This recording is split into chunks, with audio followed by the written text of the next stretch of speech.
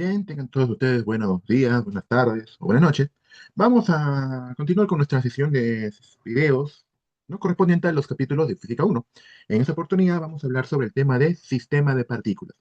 En el capítulo 1 ya hemos visto cinemática de la partícula, capítulo 2 hemos visto dinámica de la partícula, capítulo 3 hemos visto trabajo y energía de la partícula. Ahora en el capítulo 4 vamos a abandonar la idea de partícula y vamos a estudiar qué pasa si es que ahora estudio a un grupo de partículas, ¿no? ¿Qué pasa si ahora estudio a un conjunto? Que no solo a uno, sino a varios. Eso hace referencia al capítulo de hoy, ¿de acuerdo? Así que, como siempre lo digo, presten atención, ¿no? Vamos hoy día a averiguar el contenido teórico de este capítulo, ¿no? Ese es el capítulo 4, el penúltimo capítulo. El capítulo 5 sería el último de Física 1 que correspondería al sólido rígido. Bien, vayamos entonces. Bueno, el mensaje para esta sesión de hoy es que dice lo siguiente, ¿no? Todo lo que siempre has querido está al otro lado del miedo.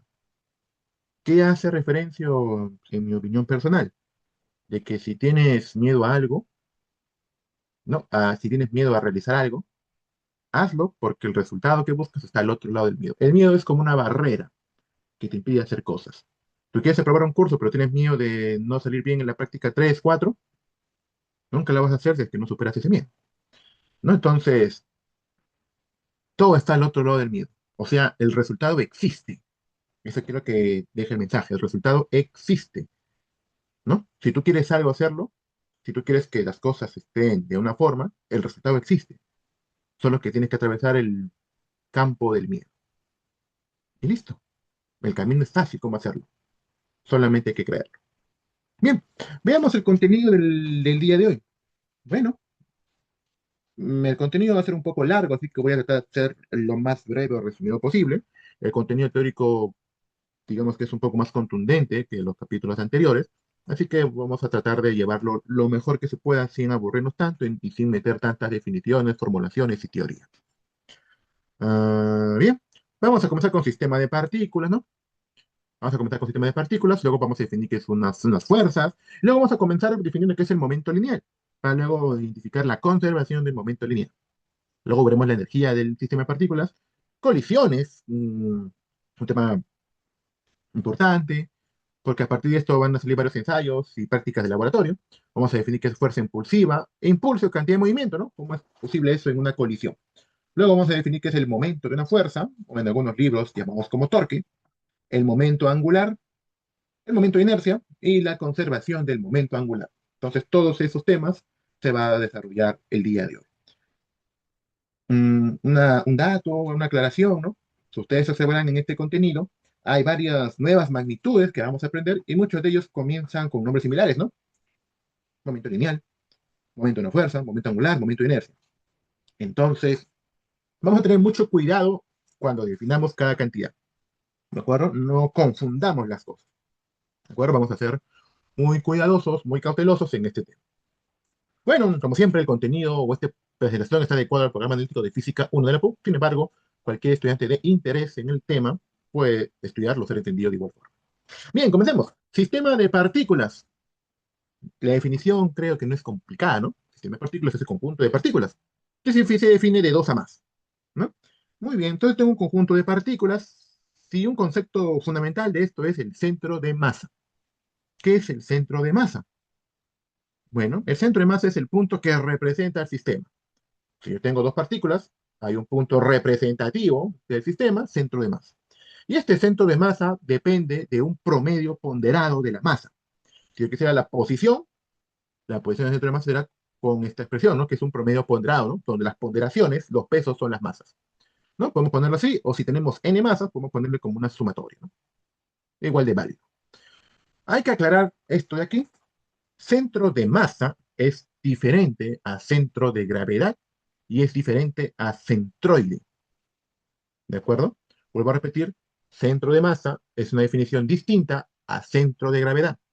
Y centro de gravedad es una definición distinta a centroide. Muchas veces escuchamos estos conceptos y los relacionamos como si fuera la misma idea. La definición es diferente. ¿Hay casos de que coinciden esos tres puntos? Sí, efectivamente. ¿Hay casos de que sean diferentes? Claro que sí. Entonces, el día de hoy, en este capítulo, vamos a solamente centrarnos en el centro de masa. Centro de gravedad o centroide ya tocará para temas como física 2 o para los que llevan mecánica para ingenieros o estática. ¿De acuerdo? Entonces, el centro de masa requiere de una ponderación de las masas. ¿De acuerdo? Simple, ¿no? Muy bien. Am, Cuando hablamos de sistemas de partículas, tenemos que separarlo en dos grupos: el sistema discreto y el sistema continuo. ¿A qué hace referencia cada uno? En la imagen de la izquierda vemos un sistema discreto, como varias partículas que están muy bien distribuidas, ¿no? Se pueden diferenciar, ¿no? A simple vista. Por ejemplo, yo sé quién es la partícula uno, quién es la 2, quién es la 3, quién es la 4. Y estas están separadas y puedo poner un vector posición independientemente para cada uno.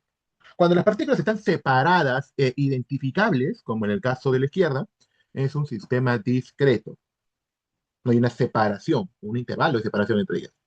Cuando las partículas no están separadas y no hay una distinción entre ellas, como en el caso de la derecha, ¿no? Acá hay un diferencial de masa, a su costado hay otro diferencial de masa idéntico, a su costado va a haber otro, a su costado va a haber otro. Todas las partículas diminutas acá son equivalentes, iguales. Cuando las partículas son iguales y están muy juntas, uno adyacente a la otra, el sistema se denominará continuo. En este capítulo 4 hablaremos de los sistemas discretos, ¿no? Justamente cómo calculamos las posiciones entre masas con una sumatoria, ¿no? En el sistema continuo, al ser de diferenciales de masa muy pequeños, habrá que hacer un diferencial de masa a la sumatoria de todos estos, a llevarlo al límite. Eso es la suma de Riemann, llevándola al límite, recordarán en el capítulo 3, cuando vimos esta parte, y esto se resuelve como una integral, ¿no? El sistema continuo no lo vamos a ver en el capítulo 4. El sistema continuo tiene otro nombre que de repente lo van a identificar con más facilidad: sólido rígido. ¿Eso qué quiere decir? Que un sistema continuo es un sólido rígido. En el capítulo 4 vamos a ver sistemas discretos y en el capítulo 5 vamos a ver sólidos rígidos. ¿Y está? Eso es lo que vamos a realizar. Bien, hablemos de las fuerzas de un sistema. Yo defino aquí en mi sistema. Por ejemplo, acá observo tres partículas con tres masas, ¿no? M1, M2 y M3. Vamos a estudiar las fuerzas que actúan. Si las fuerzas son entre las masas, fuerza interna. Si la fuerza es a una masa debido a algo fuera, algo externo, será fuerza externa. Creo que no hay muchas complicaciones en esto, ¿no? Y para fines prácticos, no fines prácticos, es un cálculo, la verdad. Las fuerzas internas no son relevantes, en el sentido de que se simplifican, ¿no? Se van a simplificar y solamente serán relevantes para los cálculos las fuerzas externas. Solamente las fuerzas externas serán relevantes para el cálculo. Bien, hablemos de la primera magnitud nueva, de repente, novedosa, que vamos a estudiar: el momento lineal, o también conocido en algunos libros como cantidad de movimiento.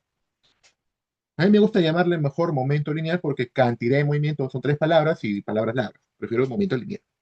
¿Qué es el momento lineal? O cantidad de movimiento es una magnitud vectorial.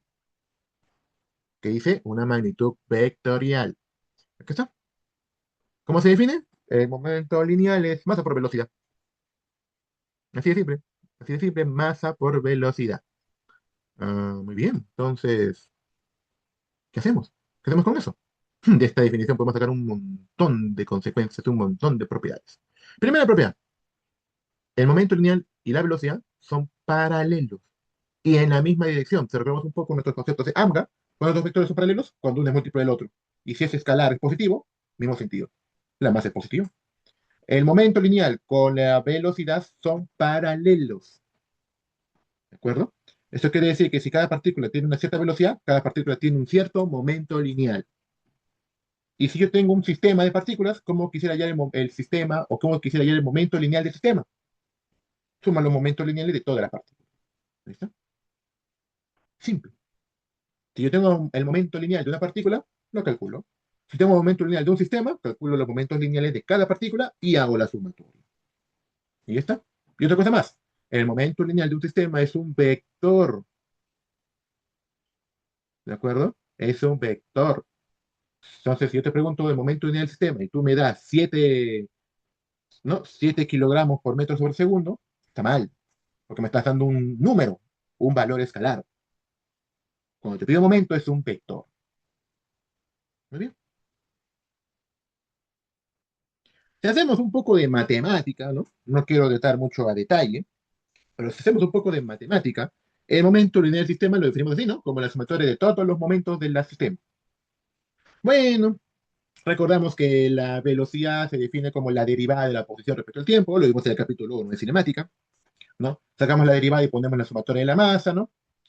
Sabemos que podemos meter podemos ingresar la masa total del sistema, multiplicar y dividir, porque esta expresión lo que está dentro es la posición del centro de masa.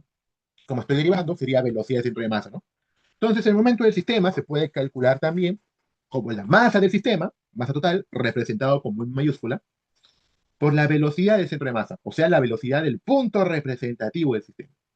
Hay dos formas de calcular el momento lineal del sistema.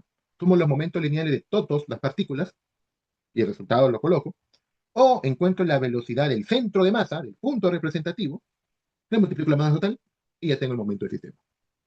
Los dos son equivalentes para hallar el momento lineal. Unidades, bueno, tienes masa por velocidad, pues kilogramos, metros sobre segundo, ¿no? No hay mucho misterio. Muy bien. Entonces ahora vamos a la conservación del momento lineal. ¿De acuerdo? Esa es la conservación. ¿De dónde sale esta expresión? Podemos definirlo, puedo definir diferenciales, puedo colocar todo el cálculo diferencial que puedo ver acá. Pero no es una asesoría de matemática, es de física. Así que yo uso la matemática como un instrumento, una herramienta. Bien, entonces, la expresión es la siguiente. Para que se conserve un momento lineal simplemente sería sumatoria de fuerzas externas en el sistema, por eso es externo, es igual a la derivada del momento lineal. Así de simple. O también la sumatoria de fuerzas externas, si yo hago un cambio por I, ¿no? Porque en matemática ustedes saben que el momento del sistema es masa por la velocidad del centro de masa. La masa puede salir de la derivada, derivo la velocidad, sería la aceleración del centro de masa, ¿no? Como si fuera una ley de Newton esta segunda expresión, ¿no? Fuerzas externas es igual a masa por aceleración del centro de masa. Bien, pero ya, ¿por qué le llaman momento lineal o conservación de momento lineal? Muy fácil, muy sencillo, la verdad, ¿no? ¿Qué pasa si es que esta sumatoria de fuerzas externas es cero? Simple, ¿no? Según la propiedad, la derivada del momento lineal respecto al tiempo es cero. Y si la derivada es cero, yo quiero hallar el momento lineal. Hago una integración, ¿no? Simplemente, ¿no? Esto es igual a cero, ¿no? Diferencial de tiempo. Hago una integración. El momento lineal del sistema es igual a ¿qué? La integral de cero es una constante. ¿Eso qué quiere decir? Que el momento lineal del sistema es constante. Por eso que la conservación del momento lineal, ¿no? Si el momento lineal es constante, su derivada es cero. Si las fuerzas externas en el sistema es cero, el momento lineal se conserva. Sí, es simple. Que se conserva, ¿qué significa? Que mantiene su valor en el tiempo. Y listo. ¿De acuerdo? Aquí he puesto un ejemplo bien claro, ¿no? La clásico colisiones de entre dos pelotas. Ese es el famoso péndulo de Newton, el objeto que han visto que sale de un lado y choca con otro, ¿no? Así, cuando tienen varias bolitas, ¿no? Varias esferas así conectadas, ¿no? A un solo máquina, así, ¿no? Es más, creo que en la fuga está en la entrada, ¿no? Por el jardín principal. Yo levanto una bolita, sale, se va la otra, ¿no? Sigue, y así sucesivamente. Bien, esto es un claro ejemplo de que el momento lineal se conserva. ¿Por qué? Porque obviamente cuando dejo lanzado esta partícula y la suelto, adquiere una cierta velocidad cuando llega acá, ¿no? En altura cero, porque tenía una energía potencial y se convirtió en cinética. Cuando los dos están a la misma altura, ¿qué sucede? Según DCL, peso, peso, tensión, tensión, la reacción entre ellos. Si tú te das cuenta, la sumatoria de fuerzas en Y, cero, posiblemente, ¿no? Habrá que verificar acá, ¿no? Porque recuerden que está haciendo un movimiento curvilíneo. La sumatoria de fuerzas en la dirección normal es masa por aceleración normal. Mucho cuidado con eso. Entonces, la sumatoria de fuerzas en Y habría que validarlo. Las reacciones, la interacción entre las dos esferas no contabiliza porque es una fuerza interna. Y en la dirección horizontal o en el eje X, si te das cuenta, no hay fuerzas externas. Entonces, como en la dirección X no hay fuerza externa, el momento se conserva. Y si las masas son idénticas, la velocidad que tenía uno lo traspasa a la velocidad que tenía el otro. Si las masas son iguales, pues, ¿no? Entonces, la otra partícula 2 sube con la misma velocidad y vuelve a subir, ¿no? Y llega a la misma altura que la altura inicial. Y luego vuelve a bajar, vuelve a haber otra vez hay transferencia de momento lineal y otra vez la partícula uno y así. ¿no? Así sucesivamente va abriendo el ciclo. Si obviamente no hubiera pérdida de energía, ese ciclo sería infinito. Sin embargo, hay pérdida de energía, ¿no? La resistencia del aire, la tensión, la fricción cuando chocan las esferas, va a hacer que eventualmente ese movimiento sea mínimo y se paralice. Y eso es conservación del momento lineal. Simple. Muy bien, sigamos. Uy, perdón. Uy, disculpen, se fue mucho. Ya. Bien. Hablemos de energía de un sistema de partículas. Fácil, puede ser la suma de todas las energías, ¿no? En este caso particular, si las partículas tienen rapideces, repito, rapidez, pues se puede calcular la energía cinética, ¿no? Del sistema, que es la energía cinética de cada partícula. Si las partículas tienen energía potencial, lo mismo, ¿no? La energía potencial del sistema será la potencial de todas las partículas. Lo mismo. Y aquí hablamos entre las colisiones. Dos partículas colisionan entre ellas si es que se da una fuerza impulsiva. Observen aquí, una masa uno, una masa 2, sin nada, las dos partículas van solas, sin agente externo. Y luego colisión. Esa colisión es debido a que hay una fuerza entre ellas, ¿no? Una fuerza de acción y reacción. Esa fuerza es una fuerza impulsiva. ¿Qué es una fuerza impulsiva ya? Una nueva fuerza. No es algo novedoso que estoy escuchando. Muy bien. Hablemos qué es la fuerza impulsiva. Una fuerza impulsiva es aquella fuerza cuya magnitud es elevada y se da en un breve periodo de tiempo. Pregunto, ¿la colisión entre dos partículas es prolongada o es instantánea? Instantánea. Se da en microsegundos. Y si nosotros medimos esa fuerza tiene un módulo alto. Si una fuerza tiene una magnitud alta y es breve, es una fuerza impulsiva. Y aquí es donde entramos un poco al laboratorio que ustedes van a desarrollar, ¿no? Me gusta mucho comentar este laboratorio porque es un claro ejemplo de eso. Observen la gráfica. Aquí yo voy a medir la fuerza impulsiva. Supongamos que hay un carrito que va a colisionar con esta pared, ¿no? Aquí en este carrito colocamos un sensor de fuerza para que justamente pueda medir la fuerza de esa colisión. Muy bien, acá tenemos el resultado de la gráfica, ¿no? Bueno, no corresponde a esta gráfica, la verdad, pero bueno. Am, recuerden que esta fuerza, eso lo vamos a conversar mejor en el laboratorio. Bien, aquí cuando el tiempo es cero, el carrito está yendo hacia la pared. El sensor de fuerza todavía no detecta ninguna interacción. Por lo tanto, primero comienza con valor cero. Hasta que empiece la colisión. Cuando empieza la colisión, el valor de la fuerza impulsiva aumenta considerablemente hasta llegar a un punto máximo. ¿De acuerdo? Hasta un punto máximo. Y luego desciende. ¿Por qué? Porque el carrito choca y luego regresa, ¿no? Luego se despega de nuevo de la pared. Por eso que el valor de la fuerza impulsiva desciende. Desciende. Así es. Bien. Luego de descender, ¿no? Luego de descender, listo. Vuelve a ser cero porque el carrito abandonó la pared y ya no hay interacción de nuevo el sensor de fuerza. Entonces, es una fuerza cuya magnitud es alta y en un periodo de tiempo pequeño. Por ejemplo, acá está medido en milisegundos. Entonces, medir esta fuerza, necesitaríamos, la verdad, un sensor, ¿no? Y además, no sabemos esta gráfica de la curva. Pareciera como una parábola, ni parábola, no sabemos, ¿no? El comportamiento de la fuerza expulsiva es muy inusual. Entonces, ¿qué hacemos en física para simplificar la idea? Hacer como si simplemente una fuerza promedio, como si tuviera un valor promedio. Por lo que la gráfica ya no sería una gráfica de esta forma, sino asumiríamos como si fuera un rectángulo. O sea, como si la fuerza fuera constante, lo cual en la vida real sabemos que no lo es. Pero esto simplifica muchos cálculos, ¿no? Porque el área bajo la curva puede ser calculado simplemente como el valor de la fuerza por el intervalo de tiempo. ¿De acuerdo? Muy bien. Se puede hacer esas cosas. Muy bien. Ahora sí, vayamos a las colisiones. En una colisión se va a cumplir que las fuerzas externas es cero. Claro, yo dije al inicio, ¿no? Las fuerzas, las partículas que van a colisionar están solas, libres. No hay nadie que los empuje. Entonces no hay fuerza externa.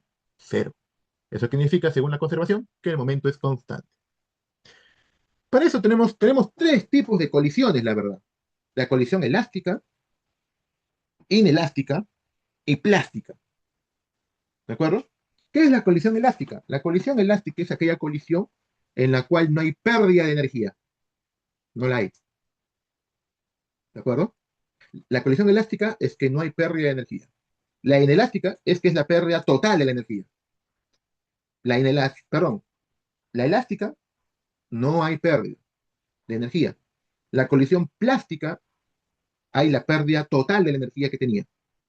Y entre la elástica y la plástica hay un régimen denominado colisión inelástica. ¿De acuerdo? Colisión elástica, colisión plástica, y entre ellos hay colisión inelástica.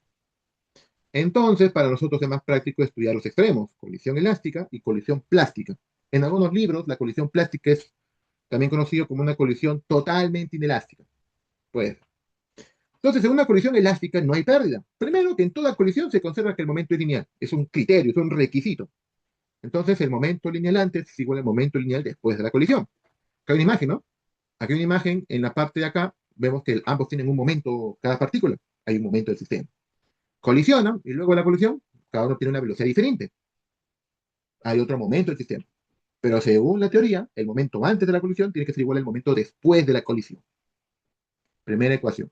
Si son dos partículas, la ecuación tendría dos incógnitas, ¿no? Las velocidades finales de cada partícula, ¿no? De ahí viene el concepto de colisión elástica de que se conserva la energía.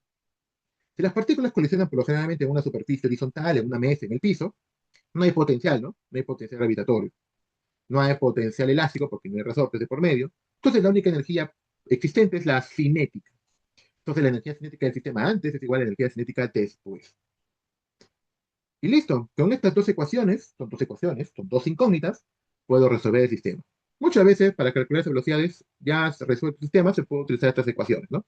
Para hallar la velocidad final de cada partícula, ¿no? Pero esto sale simplemente de resolver este sistema. Simple. Colisión plástica es una colisión en la cual hay pérdida total de energía, por lo que solamente podemos decir que el momento se conserva, el momento lineal. Como hay una pérdida total de energía, la velocidad finales de las dos partículas es la misma, velocidad final idéntica, por eso que hay una sola variable. ¿Y está? Hablemos de impulso. Ya hemos hablado que es la colisión, hemos hablado que es fuerza impulsiva, y ahora hablemos qué es el impulso. El impulso es una magnitud vectorial, otra magnitud vectorial, que se calcula como la integral de la fuerza diferencial de tiempo. ¿Qué fuerza? De la fuerza impulsiva. Para eso entonces tiene que calcular la fuerza impulsiva y calcular su fórmula, ¿no? Su expresión matemática, su regla de correspondencia, e integrarlo en función del tiempo. Pero hay un detalle, como lo dijimos al inicio, ¿no? Acá, por ejemplo, está la fuerza impulsiva, otra vez la gráfica. La gráfica acá está hacia abajo, ¿por qué? Y ahí viene la razón.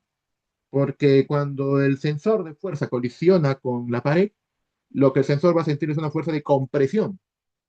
Y el sensor, las fuerzas de compresión, lo identifica como un signo menos.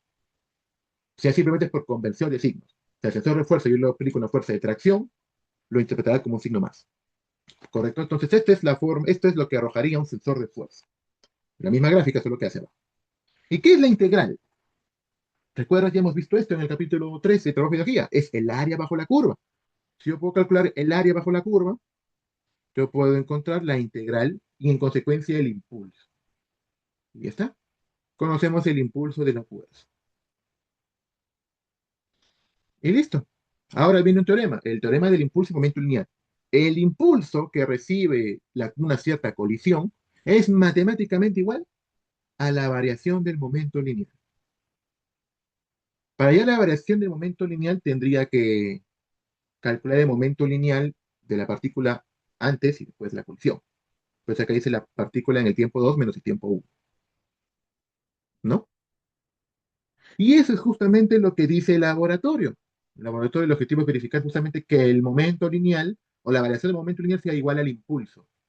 Y también verificar un concepto llamado coeficiente de restitución, ¿no? En una colisión elástica, el coeficiente de restitución es 1, en una plástica es 0, y en una elástica está entre 0 y 1. También sería cuestión de calcularlo, ¿no? Aquí, justamente en el laboratorio, ustedes van a tener un carrito con un sensor de fuerza, un sensor de movimiento también, y la pared.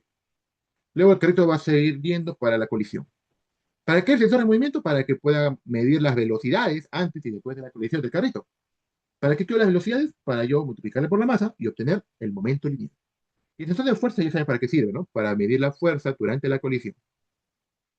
¿Está? Y hacer justamente las verificaciones correspondientes. Ese es el laboratorio. Hablemos de momento de una fuerza. El momento de una fuerza, o también llamado torque, se define de esta manera. En el curso de Física 1, para no saturarnos tantas magnitudes que se llamen momento, al momento de una fuerza vamos a representarlo con el nombre de torque. Repito, vamos a llamarle torque a partir de ahora al momento de una fuerza para evitar confusión. Bien, el torque de una fuerza se define como el vector posición. Pensé, voy a centrar un poco. Acá, ¿no? El torque se define como el vector posición producto vectorial con el vector fuerza. Repito, producto vectorial de posición por fuerza. Producto vectorial de posición por fuerza. Producto vectorial de posición de fuerza. Producto vectorial de posición por fuerza. ¿Por qué insisto esto? Porque el torque se define como un producto vectorial. ¿De acuerdo? Si nosotros usamos, ¿no?, algunas propiedades de teoría de vectores visto en AMGA, podemos calcular el módulo del producto vectorial, ¿no? O sea, el módulo del torque, como módulo de la fuerza, por el módulo de la posición, por el seno del ángulo. Pero esto solo te da el módulo. Y si yo te pido torque, tú me tienes que dar vector. Entonces, ahí viene una de las reglas universalmente conocidas y más utilizadas. Yo, la verdad, no suelo utilizarla porque yo confío en la definición de torque. ¿Cuál es esa regla? La regla de la mano derecha. ¿En qué consiste esta regla? Si a ti te da flojera, te da cosa, te da nervios de utilizar el producto vectorial y solamente quieres usar la clásica fuerza por desplazamiento o fuerza por distancia por seno, bueno, puedes hacerlo. Pero cuando quieres calcular el vector, ¿qué haces? Solo tienes el número. Ahí viene la regla de la mano derecha. Es una técnica para determinar la dirección del torque. Claro, si yo uso el módulo, solo tengo módulo, pero yo tengo la dirección de sentido. Eso me lo daría la regla de la mano derecha. Entonces, para calcular el torque, puedes hacer lo siguiente. Utiliza el producto vectorial y el torque sale solito. O calculas el módulo de esta forma y para calcular la dirección de sentido utilizas tu mano derecha, ¿no? En este caso, pueden usar el método que quieran. Yo en particular siempre voy a la definición porque es un producto vectorial, ¿no? No te asustes, es un producto vectorial. Entonces, así calculamos el torque de una fuerza, ¿no? Simple. ¿Para qué calculamos el torque de una fuerza? Vamos a verlo en un momento. Ahora definimos qué es el momento angular. A ver, momento lineal, ya lo hemos visto, masa por velocidad. Momento de una fuerza, o torque, producto vectorial de posición por fuerza. Ahora, momento angular, es otra magnitud vectorial que se define como posición por momento lineal, producto vectorial. Si quieres otra vez abandonar esta idea y usar los módulos, perfecto. Módulo de la posición, módulo del momento lineal por el seno del ángulo. ¿Y cómo sacas la dirección de sentido? Con regla de la mano derecha, ¿no? Ahí está, ¿no? Recordemos una de las propiedades del producto vectorial es que el vector es perpendicular al plano que lo contiene a los otros dos. ¿Qué significa? Que si el vector posición y el vector momento lineal están en el plano XY, por ejemplo, el vector momento angular, al ser resultado de un producto vectorial, tiene que ser perpendicular, perdón, debe ser ortogonal a los otros dos. Entonces, el momento angular tendría que ser en dirección Z. No hay de otro, ¿no? No hay de otro. Bien, ¿qué es momento angular? Se puede escribir de esta forma, ¿no? Como lo hemos definido en antes. R por P, ¿no? Producto vectorial de posición por momento lineal. El momento angular aparece cuando hay rotación por lo general, ¿de acuerdo? Entonces, hacemos unos cálculos, ¿no? Lo llevo de esta forma. Ustedes saben que el momento lineal es masa por velocidad, ¿no? Ustedes saben que la velocidad es igual a omega por r, con este r es r cuadrado, podemos reescribir un poco. Y llegamos que el momento angular es equivalente al momento a omega, que es la velocidad angular, ¿no? Si es que estamos en un movimiento circular, por este I sub 0. ¿Quién es ese I sub 0? Ahorita la vamos a ver. Pero el momento angular puede ser calculado por su forma original, como vector posición por vector momento lineal, o como su forma cinemática. El momento angular como vector, perdón, la velocidad angular como vector multiplicado por este número escalar. Ese número escalar I sub 0 es el famoso, ¿no?, momento de inercia. Otra cantidad, vamos despacio. Momento lineal o cantidad de movimiento, masa por velocidad. Momento de una fuerza o torque, vector R, vector posición por vector fuerza. Momento angular, vector posición por vector momento lineal. Momento de inercia. El momento de inercia, a diferencia de los otros momentos, por decirlo así, es una magnitud escalar, o sea, es un numerito. ¿Qué es el momento de inercia? Indica la oposición de un sistema a ser rotado. ¿Qué quiere decir esto? El momento de inercia se define para una partícula, como la masa por la posición al cuadrado. Y si tengo varias partículas, sería la masa por la posición al cuadrado de cada partícula, pues, ¿no? Sí, es simple. Por ejemplo, ¿no? Acá tengo un sistema de tres partículas y quiero ver la oposición o el momento de inercia respecto a este eje de rotación Y. Fácil, ¿no? El momento de inercia sería, ¿no? La masa de la partícula 4 por el radio al cuadrado, ¿no? ¿Cuál es el radio? Si acá tienes una posición de 3, el radio sería 3. Más la otra masa que es 2. La posición al cuadrado sería menos 2. Menos 2 al cuadrado es lo mismo que 2 al cuadrado. Lo mismo. La otra masa es 3 y la posición sería menos 4 o 4 al cuadrado. 3 al cuadrado 9, 9 por 4 36. 2 al cuadrado 4, 4 por 2 8. 4 al cuadrado 16 por 3 48. La sumatoria de esto es el del momento de inercia de estas tres partículas respecto a este eje X. Simple. Es un numerito, es una magnitud escalar. ¿Para qué decimos esto? Para hablar de la conservación del momento angular.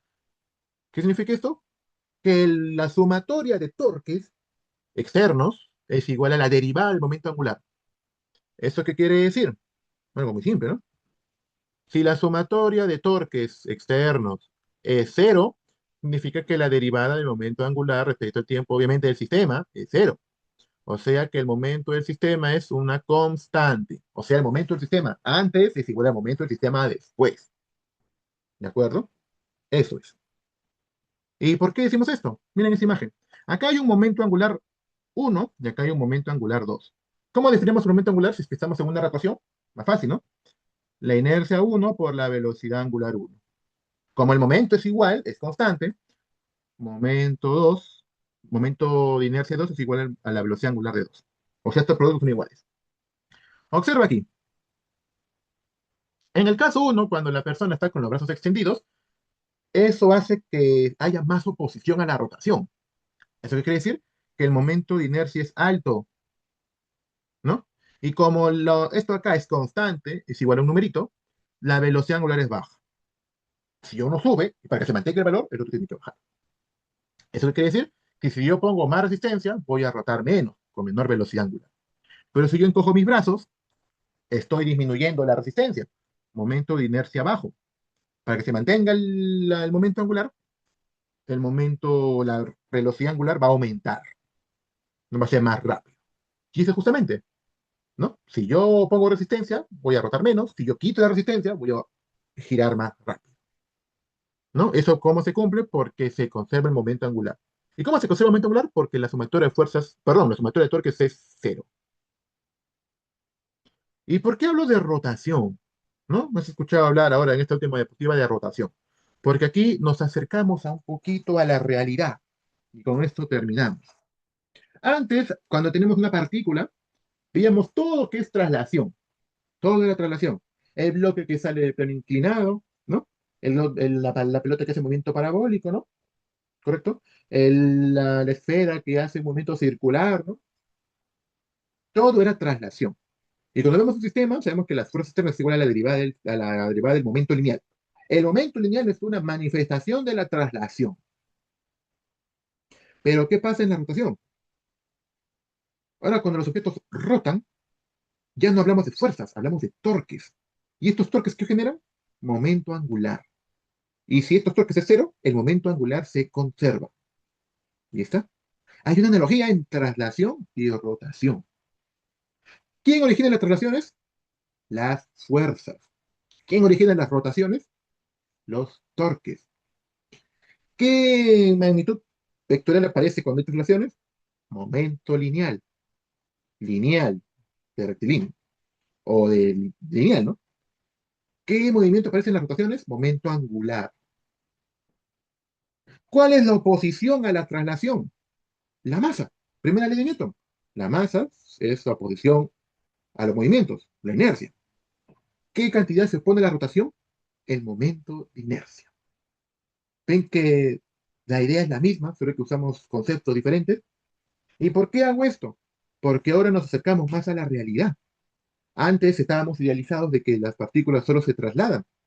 Ahora, un poco con más calma, te digo que las partículas no solo se trasladan, las partículas también pueden rotar. Una partícula puede trasladarse, una partícula puede rotar, o una partícula puede trasladarse y rotar en simultáneo, lo que se llama movimiento plano general. Pero eso lo veremos en el capítulo 5 cuando veamos dinámica del sólido rígido. Ahí vamos a ver traslación pura, rotación pura y la mezcla de los dos, movimiento plano general. ¿Listo? Hasta aquí vamos a llegar el día de hoy. Espero que haya sido de su agrado. Si hay algo que no se haya entendido, pueden revisar el contenido, ¿no? En el video de aquí. Y listo, chicos. Dejarles todos un excelente día, una excelente semana. Y nos estamos viendo en un video en el último capítulo del curso, Dinámica del sólido rígido. Este video ha sido de contenido meramente teórico. De repente hay la oportunidad de hacer algunos ejercicios más adelante. Vamos a ver las posibilidades. Pero igual, todos estos videos de contenido teórico ha sido con el objetivo de brindarles a ustedes algún apoyo, algún asesoramiento de algunos temas que podrían de repente no quedar claros, ¿no? De repente por ahí. Bien, chicos, sin nada más que decir, desearles a todos un saludo. Nos estamos viendo en una próxima oportunidad. Hasta luego.